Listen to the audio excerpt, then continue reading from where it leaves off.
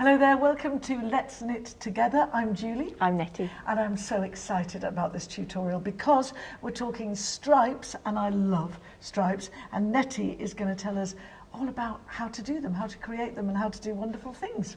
Yes, I love stripes too, and I especially like it when you've got two different types of colour and it starts off really wide at the bottom with a little narrow band, and then they change how they band up, and you end up with a lighter colour at the top and the darker colour at the bottom. Very nice.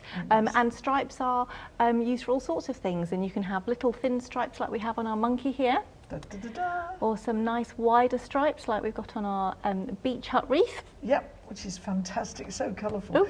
Oh, my favourite, these dolls, these little dolls, especially, she's great. They Yes. both are.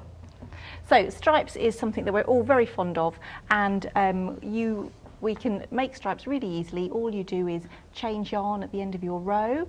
So just like changing a ball of yarn, you just change your yarn. But what happens when you're doing a lot of close stripes together, like with this monkey, you would end up with quite a lot of yarn ends if you had to change colour every single time you did a different stripe. So there's a handy technique where you carry your yarn up the side when you're working close banded stripes like this, and it really works best when you've just got two colours that you're working with at a time. Yeah. So we're going to have a look at that. Excellent, because presumably not only is it a lot of faff, you know, or each time cutting off, but it makes it quite bulky. Yes, Yeah. definitely. Yeah. So not only do you save time for not having to weave in lots of different ends, the back of your work where you would seam it up is a lot less bulky as well. Let's go for it. Right, so here is an example of a stripe which I've already done in stocking stitch. So you can see it makes a really nice crisp stripe here, and then I've carried on. So I'm just going to now join in my next stripe colour, just so you can see how that works. So very much like when you change yarn, you insert your needle into the stitch and you just wrap your new colour around, and then you carry on knitting in your new colour, and my stripe is already appearing. Simple as that. As simple as that. Now, because I'm working with two yarns here, and I'll just show you when I get to the end of the row and I've got one colour out of the way, how the yarn has been carried up the side, and you can see what a neat way it is.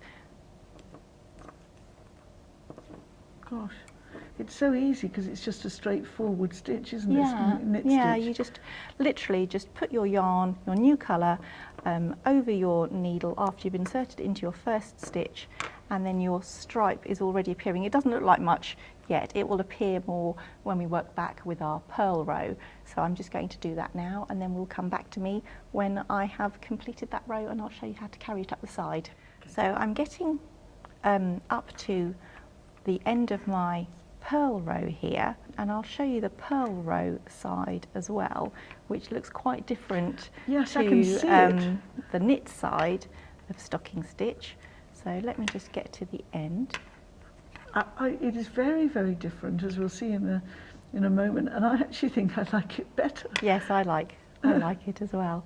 So you knit your last stitch in your new colour, and then when you've been carrying your yarn up as we have already, you can see here that the yarn is very neatly caught Yes, yes. by the other colour as it goes up the side, and this is the pattern that Julie and I were talking about that we think is quite nice on the purl side, and you can see that the knit side has now sort of started to form its proper stripe pattern.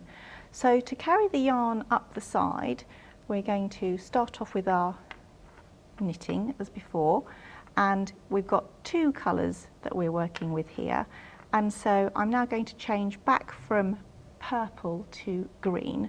So to carry up the purple, I'm just going to take the green over the front, then the purple over again, and then when I start my next knit stitch, I'm going to pick up the green and carry on in green.